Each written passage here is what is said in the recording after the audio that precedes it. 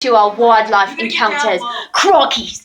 I think we've spotted an Australian monitor, which is an indigenous lizard from the deserted island itself. Stacy's saying it's the Galapagos. We're not really sure, but it enjoys liquor. You can see it's using its fine senses of smell and taste to search out the room for edibles. Unique color. It's a very rare sighting to see one of these in its natural habitat.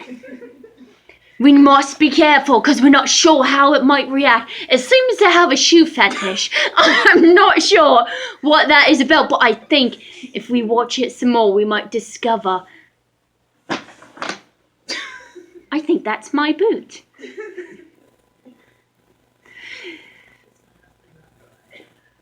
We need to know the color. The color of this lizard seems to be a denim and black. I'm not really sure. Although it's got a green face and it's coming towards me. Crikeys! Ah!